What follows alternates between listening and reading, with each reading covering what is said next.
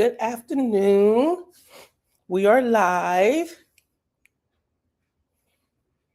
Give me 1 second. I'm gonna grab a bottle of water. I'll be right back. But welcome to Mondays with Miko. This is the primary edition. So I'm starting it a little bit earlier today. And for those that are joining me on replay, I thank you so much for watching. It's going to be quite a day. It's going to be quite a day. And the young man I have coming up first, I cannot wait for y'all to meet him. Really can't wait for y'all to meet him. So let me tell you about today, what it's about and what I'm going to be doing. So I offered across the board, I always offer candidates, people who are change makers in the community that want to use this platform of Mondays with Miko to come on board and talk to you. And 4 people said yes, let's do it. But the offer is always out there because I really want our community to be informed, right?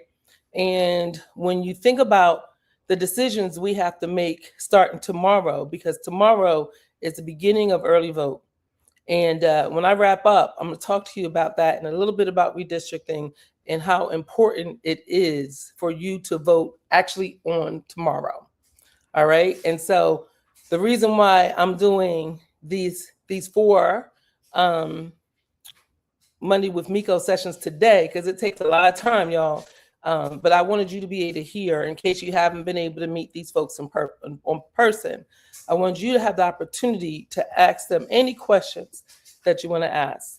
And I do want to be clear that any opinions that will be expressed today are those opinions of the candidate that's talking, may not necessarily be the opinion of Miko Pickett.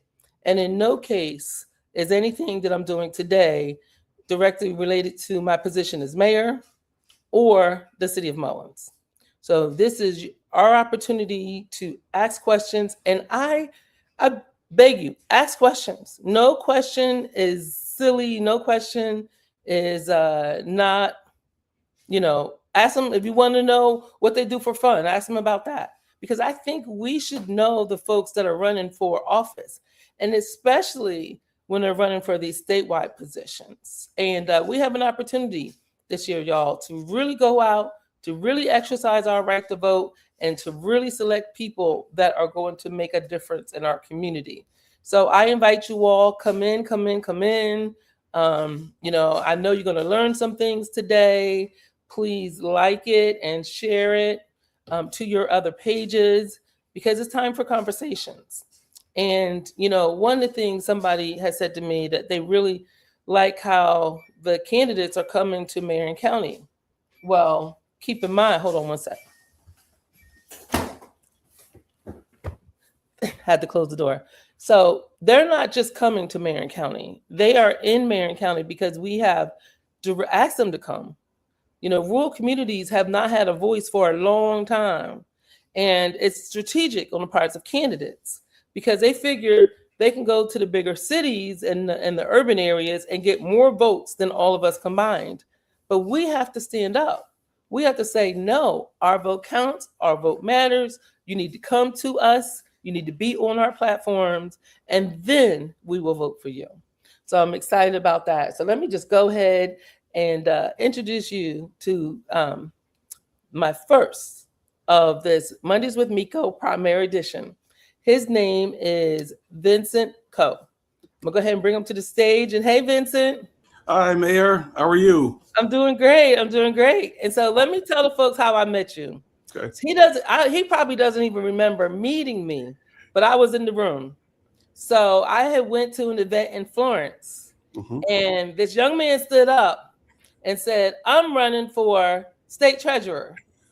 And I'm breaking that news right here, right now. And I was in the room. Wow. I did not realize that.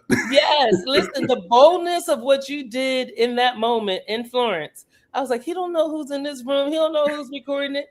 But that's how he announced his campaign. Wow. And I said to myself, I got to get to know this person. And you had a little teeny something speech that you went ahead and did.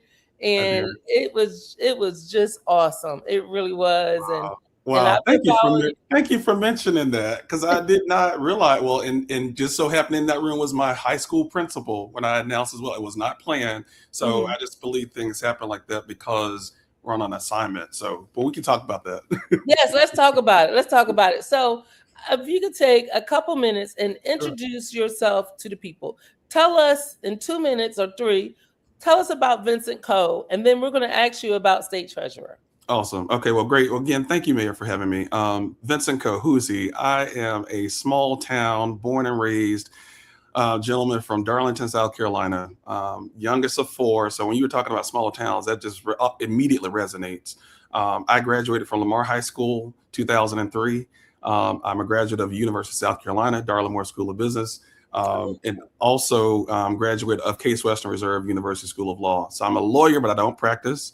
And I started my career in public service at the Lieutenant Governor's office, where I served all the constituents of South Carolina, but particularly seniors and people with disabilities. That's how I started my career. Before I even went into finance, I started serving people. And so I just believe that same message or that same desire to serve has stayed with me even up until today. So today I serve as Vice President of community reinvestment and fair lending at a bank in Greenville, South Carolina.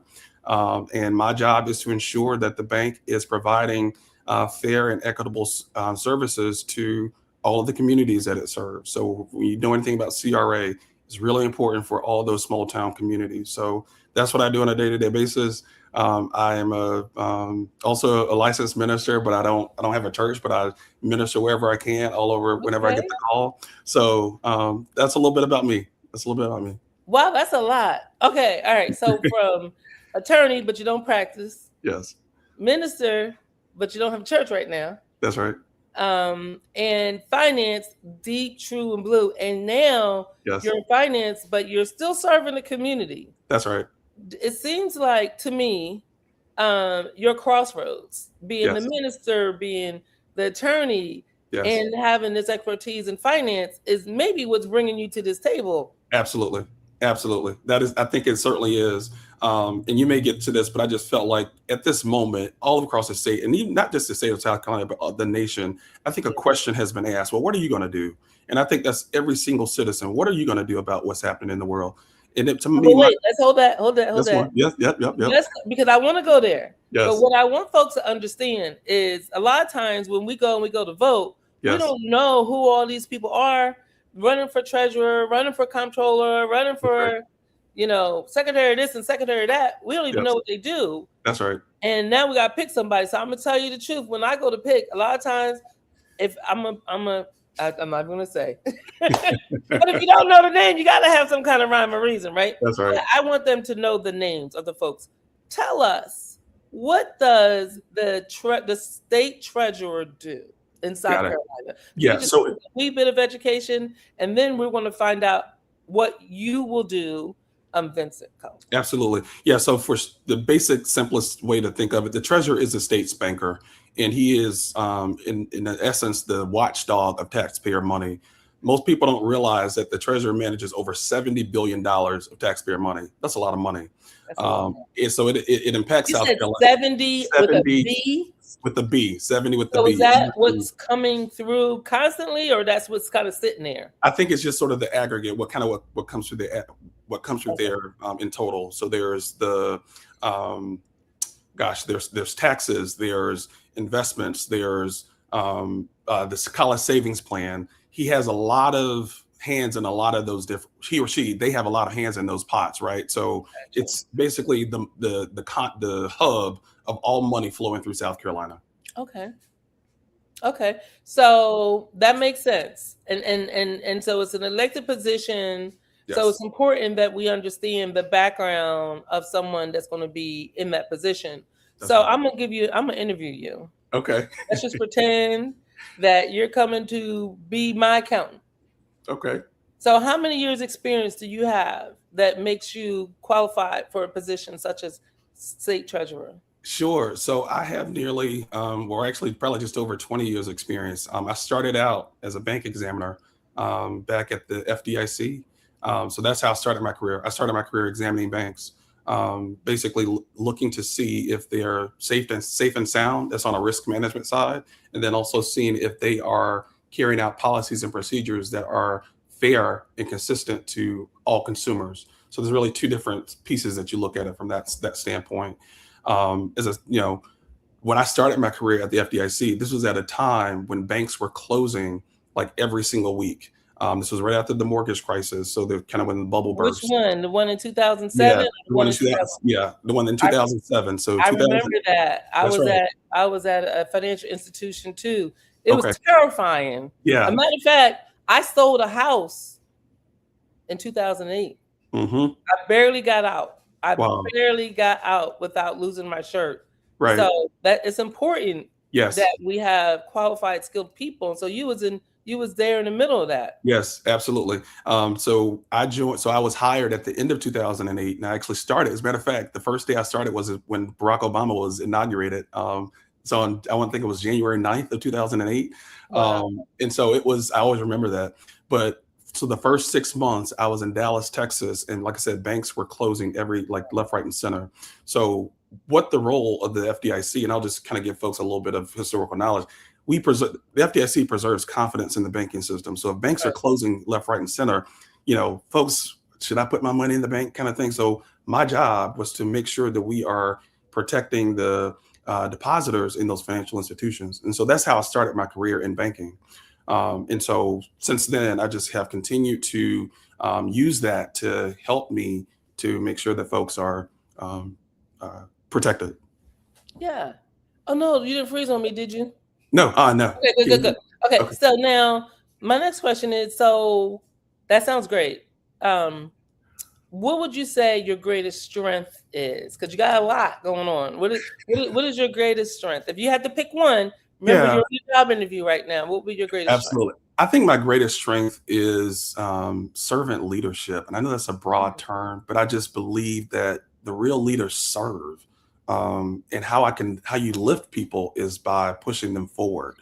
And I build consensus. That's just what I do. I believe that there is no one person that has all the right answers. So I'm always listening to see what else is missing or what can I do to help push something forward. And so I build consensus is what I do on a day-to-day basis. Got you. Yeah. So Mark Hammond, that's his name, right? Because I have a letter from him. Yeah, Mark Hammond is the Secretary of State. Yes, Secretary of State. That's different than Treasurer. Who's the current treasurer? Current treasurer is Curtis Loftus. And how long has he been treasurer, I believe Curtis has been treasurer for 15 or so years. And what's funny, I used to work for him. I used to work for Curtis Loftus. He was the director of the Office on Aging. So my first job out of college, I worked for him when he was the director, and I was an intern. We can have another conversation about that some other day, but yes, so we know each other. Okay. So the staff, especially staff that's been there, because although you're in an elected position, the other folks are not, right? Correct. So the staff, when you win and you become the state treasurer, yes, then how are you going to handle that transition to make sure that our state doesn't lose anything in that transition? Because they've been working for the same guy for 15 years. Even if somebody's been there 5 years, they've been working for the same person for the last 5 years. And now, what will you bring to the table? Well, two things. One, I want to understand, how will you handle that transition with the staff? Because I think it's important for the citizens as well as those that work at the treasurer's office to know about the continuity. That's the first part of the question. Yeah, it's a great question. And the way I see it is almost like a transition of when a president becomes elected, right? So there's staff that has been there and making sure that that collective historical knowledge is not lost, right? And so folks are there to preserve the office of the treasurer, to support the treasurer. So if I come in, first thing I want to know, what needs to be preserved and what needs to be sustained. And so those folks in my day one, I'm not getting rid of anybody because I need to know exactly what's been working, what works well, and what doesn't work. And so having that very strategic transition time to hear from them, again, what's working, what if you had a magic, I like to say, if you had a magic wand, if there was no resource limits, what would you do to make things better? And so giving them that power, because I believe folks, once they are empowered, there's a lot that can be accomplished, but just giving them the power to use their voice and raise their voice to make the state better. So a very strategic and deliberate transition process to hear what's working and what's not working. Love it. So let's go to this 70 billion. Okay. I don't know the number that was missing. Yeah. But can you talk to us about what was missing? Because it was hard to follow that whole news report. All I knew was that there was a whole bunch of money that was missing that was now found. Yeah. And what's going to happen with that money? Sure. Yeah, and it's a very nuanced question, and on the trail, I've been have had the great pleasure to talk alongside Tiffany Boozer, who's running for comptroller general, and also Bruce Cole. So there was about 5.3, I think, total $billion that may have been 5.3. Yeah, billion. Of that B with the B, not an M, but the B. And of that 5.3, I think 3 point some odd number was. The entries did not add up. So, but how we get back to the 1.8, the 1.8 billion apparently was a journal entry that represented cash, and it was said that it represented real money. Well, we come to find out it was, as they said, it was not real money. And so what happened? the current treasurer, went to this General Assembly and said that I can access that money. It's in our bank, and it is here, and we can access it. Well, it comes to find out that wasn't the case.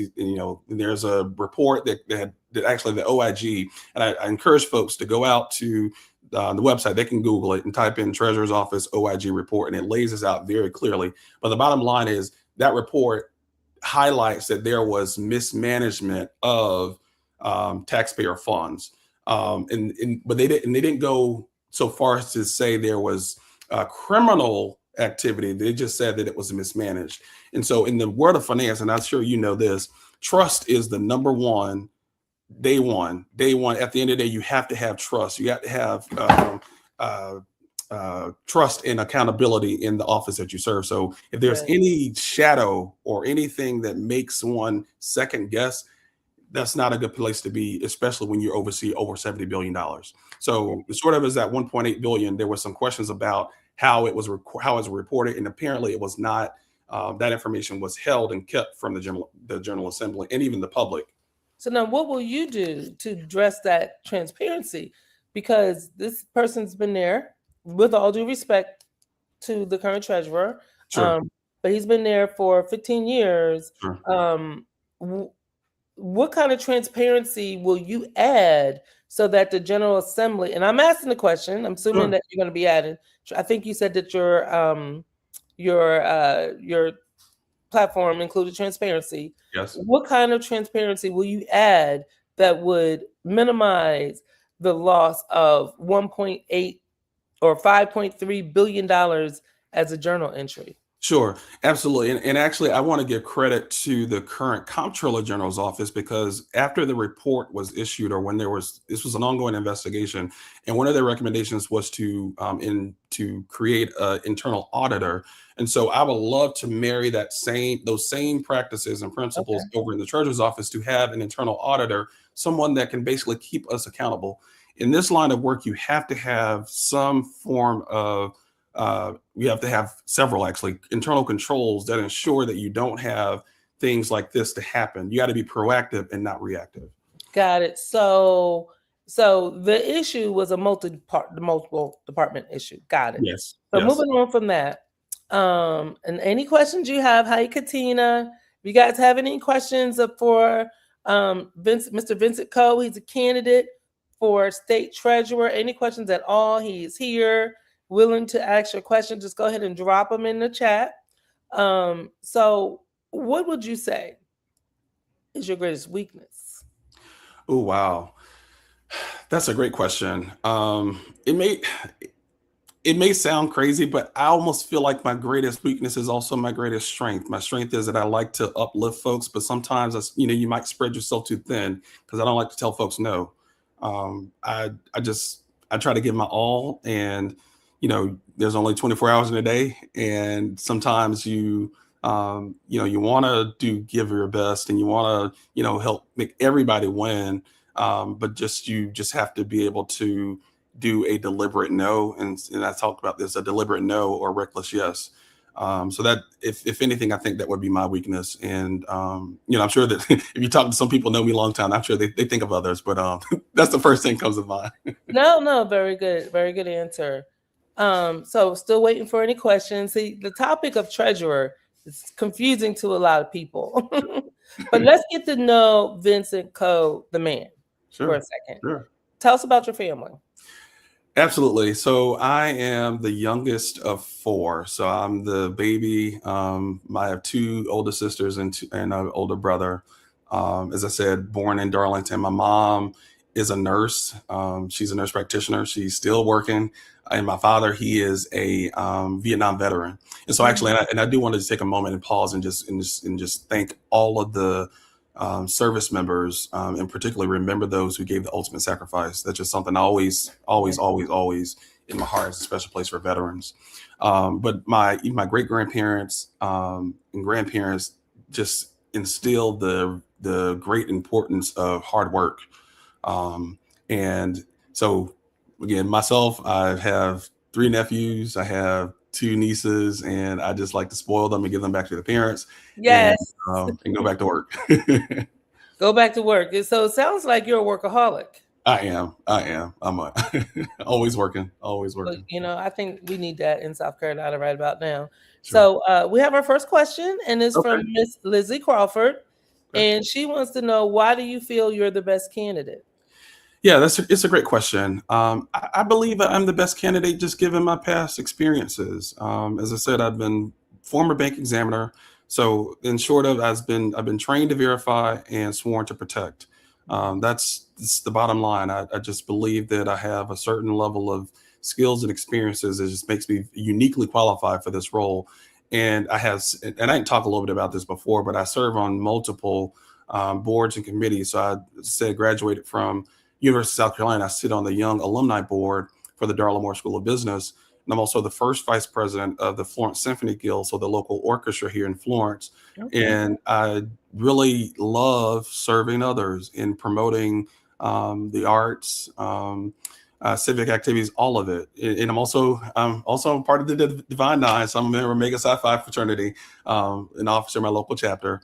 But again, I just believe service is where all of us can do our part, regardless of a title. And I think that's also what makes me qualified for this, because I'm not doing this for a title. I'm doing it because I just believe that I'm qualified to serve. Thank you so much for that question, Lizzie. And I am hearing a workaholic, because you just dropped 3 more titles of things you do. So I just want to clarify something real quick. Sure. Because you said you work in Greenville? I do. You're from Darlington. I do, yes. Where do you live? You have to tell us. We're not gonna find you, but just like, which county do you live in now? Sure. So home where I was born and raised is Darlington. Actually, it's where I have my little small farm in Darlington. You're a farmer? Stop playing. Okay, that's my next question. But sure. So I work. Tell us about where you live and where you work. Sure. And then I want to hear about farming. I have passion in my heart for farmers. Okay.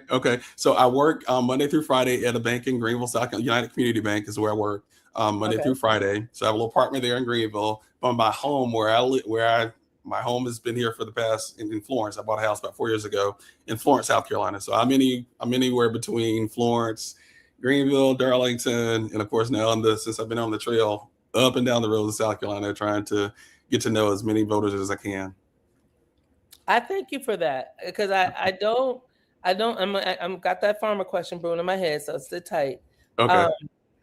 This is the first time, and I mean, when I lived in Charlotte, I would go vote, and it would be a book of people. You just didn't really hear from folks that wanted to serve. I don't know how they expect to get elected, so I appreciate you for that. And Lizzie says, thank you, respect. Absolutely.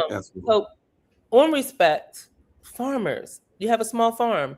I do. What are your crops? I want to know. So this is a unique story as well. So the farm that I bought about 4 years ago, It's about 36, about almost close to about 40 acres. So think Wow. about the 40 acres of the mule, Big. right? Yeah, that's big though. So it sits behind the house that I grew up in. And my mom, as I said, is a nurse. My mom worked for that same family, and that's how she put herself through nursing school through on the tobacco farm. And Wow. so the farm, so here 40 plus some odd years later, I bought it from the farming family, and as we grow. Actually, I leased it out to a farmer that I went to elementary school with. We grow corn, just about 30 acres of corn right now we have. So this rain, we're really really appreciating it. Yes. What kind of corn? White corn, sweet corn? I think it's I'm sweet from corn. Jersey, and I we see take that. our corn really seriously in Jersey, I especially see southern. that. I'm pretty sure it's sweet corn, but like I said, he moved really fast on it because it sat dormant for about 2 years because I had another farmer that was doing soybeans on it, Mm. and so it's been dormant for the past 2 years. But I think he has sweet corn. I'm going to confirm that. But when we get some coming in, I'll make sure that I'm deliver some over to you in Mullins. Please bring it to Juneteenth Mullins on June 13th. That's There we go. Saturday, June Yes. 13th. I would love to have a sample of Yes. Yes. because it's going to be after the primary, and Yes. I believe you got this. Okay. I do. I do. So, let me see any other questions. You know, we got to work hard, y'all, right? And the one thing I will say about Vincent Coe is I did put out my list of my personal endorsements because again, a lot of times people don't have the time to do the research to make the phone calls and to get to know the candidates individually. I do That's right. because it's so important to me. It's so important to me that the people who are going for these positions in our state Yeah. that they're qualified. Yeah. Yes. Not that they're friends of somebody and they know somebody and that they're connected, but that they're qualified. Yeah. You know, Yeah. you're talking about $70 billion. You're talking about Yes. $6 billion that just went missing. And I'm going to tell you, for my time in financial services, when I was responsible for data warehousing, all the data of the company went through the data warehouse that I built, reporting, sales reporting. I did some financial reporting. I did CRM. Mm-hmm. And the numbers we dealt with were so big that we would round to the thousands at a minimum. Wow. A lot of times, so if it was, you know, $1,000, $2,000, $10,000 short, we didn't care about it. It was not worth the effort to Correct. find that kind of money. Yes. What? You talking about billions? Correct. Oh yeah, that's worth the effort. That's right. That could forget Marion County or Mullins. If we even had a portion of that, it would make a huge difference with our streets, community centers, Yes. You name it, playgrounds, businesses. Yes. So what the treasurer is, I don't want to call it a secret position, but it's not one that we pay any attention to until it's time to collect our taxes. Mm-hmm. Is there any part of it that would be community focused or community based? Absolutely. Absolutely. So what folks may not know also is that the treasurer also works on what's called the board of financial institutions. So they are very involved and entrenched with financial institutions all across the state. And financial institutions have a unique responsibility to ensure that they're serving all the needs of communities that they operate in. So as I mentioned, I serve as a CRE officer for Bank in Greenville. And one of the marching orders of CRA is to ensure that the bank is serving small businesses and farms, particularly those in those rural communities, right? And so the treasurer has a unique opportunity to engage with those smaller towns and asking those questions. Well, what are the banks doing in your area? And what could we do to help advocate more for the resources that you need? So it's a unique opportunity. And in my world, as a former bank examiner, that was one of the things you did when you do a CRA exam. You have a community contact. So you are deliberately reaching out to the communities and to listening to the needs so that you can help create those opportunities where they aren't. Or if there are opportunities, how can we improve them or enhance them? So there's great opportunity. And another piece, I would not be a good CRA officer if I don't mention financial literacy. That is the backbone of where things need to go, right? Kids need to be engaged, need to know how to manage their money from a very young age. Awesome. And we got one comment, and she says, "Thanks for doing this."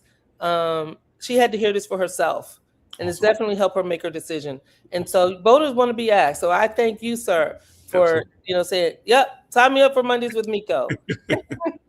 All right. And so this is from Pamela, the author. My goodness, she's awesome. She interviewed me, and she did a DNA. She did my DNA ancestry, which changed my life. I'm Nigerian, y'all. Wow. Yeah, yeah. So Uh-oh.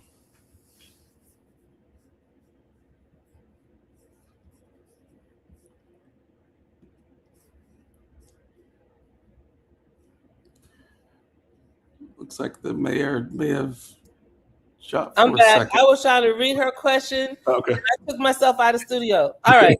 Move my mouse. So her question is, how can those from the community who no longer live there assist with helping qualified, capital Q, servant leaders get into office and maintain offices as long as they are willing to serve? How that's a great question that I'm asked a lot, and I have an answer, but I want to hear your answer. That's an excellent question. And I think it's simple. We just have to keep talking about it around the dinner table. And even the new form of communication is through text message, right? So those group texts, those group family texts, that's how, I mean, we got to reinvent the Underground Railroad. I hate to say that, but not hate to say it, but that's just what we have to do. And we don't have to broadcast it necessarily. We just have to talk about it in a way that it's going to reach those that we care about. Because I moved away for a while from South Carolina, but I was still concerned because my folks were still here. That's And right. if you're concerned, if you have folks that here in the state and you don't no longer say, you still want to make sure that they're represented fairly and accountable. That's just how we got to do it. And you just own it. What's your website? Yeah, my website is Vincent, Vincent, for sc.com. Send money, Pam. Yeah, send money too. and Mayor, That's what it is. Is this the correct website? That is it, yes. And one thing I did forget to mention about the treasurer's office. Treasurer's office also oversees the unclaimed money for money that is that needs to be returned. So I dropped that link in the chat so folks can check that out. If you may know of anybody that might have. You put it in the chat, or did you put it in the comments? I put it in the chat. I'll drop it in comments. Yeah, drop it in comments because then everybody can see it. Okay. And then let me tell you, because I did that and I got to check. There you go. I got to check. So yeah, let me find that website. It don't hurt to check it. Check Absolutely. it for you, check it for your family members. And the check came right away too. It didn't take long at all. That's right. Going back to Pam's question, and we're wrapping up, guys. So if you didn't get your question in, because if you're watching on replay, we don't answer the replay questions. We only answer the questions that are live, which is why I put those times out there. Okay. So yeah. So any questions? Time for your last question. But campaigns cost a lot of money.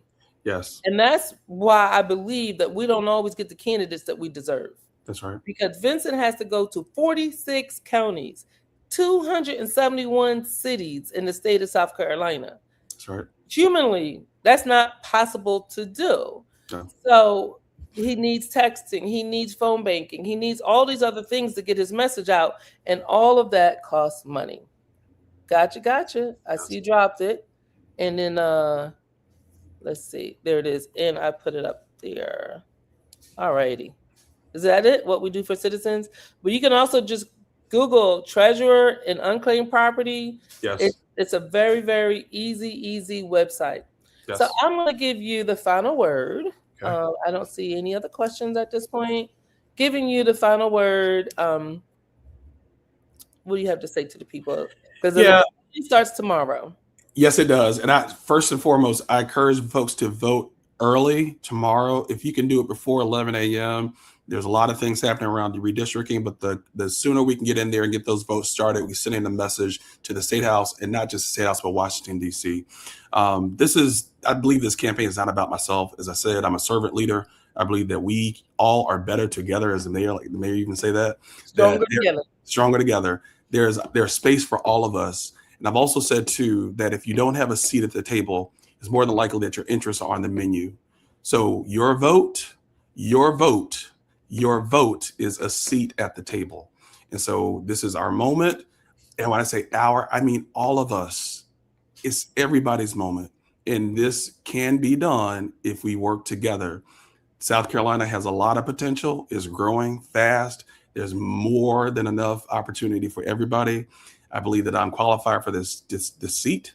And elected or not, I'm going to continue to work. VincentForSC.com. I appreciate y'all. Keep me lifted in prayer if you do believe. But just send a nice little thought. But thank you, Mayor. Thank you so much for having me. I'm more than just humbled by the opportunity. So thank you so much. You're very welcome. Thank you. So I tell you, that was Vincent Coe. He is a candidate for state treasurer. And hearing his background, I mean, we all got to see how important it is to have somebody that is absolutely qualified in that position. I mean, attorney, preacher, banking experience, worked at the FDIC. I mean, he's traveling all over the state, even when he wasn't running. Between the farm, he's a farmer. I feel like I learned more about him, and I've been trying to learn more about him, talking to him personally. So this to me was really good. I appreciate him. And we do have to vote. And we have to vote, please, if you can. If there's any way, you heard him say it, but if there's any way, please vote tomorrow. Please vote tomorrow, because our vote is being tampered with. If they all of a sudden decide that they're going to redistrict our state so that the state could send 7 red Republicans to DC, that doesn't give us diversity of thought. That actually doesn't even give everybody in South Carolina a voice at the table. That's, in my view, cheating. So let's stand up against that. Vote tomorrow. Bring your family, bring your friends. And I will be back at 4 o'clock. At 3 o'clock, if you're in Mullins or nearby, please join me at OBS, which is across from the library.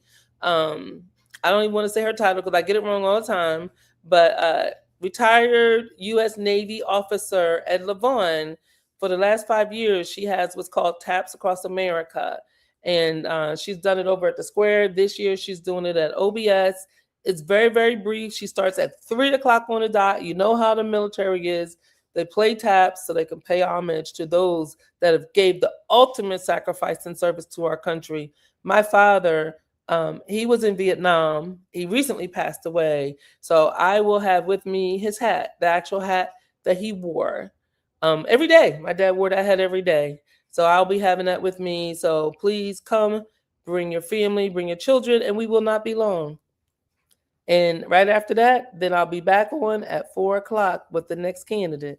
Alrighty. Thank you so much for joining, everybody. Please like and share.